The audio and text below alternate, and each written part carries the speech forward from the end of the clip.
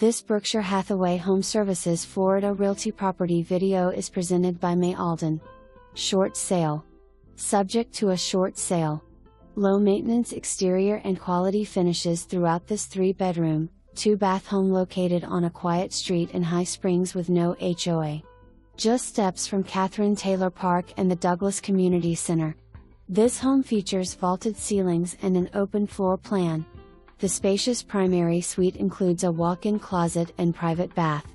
Interior finishes include luxury vinyl plank flooring, ceramic tile, wood cabinetry, stone countertops, and stainless steel appliances. Conveniently situated less than 1 mile from downtown High Springs and Main Street, close to nearby Springs and quick access to I-75 for commuting to Gainesville. For more information, review the details below.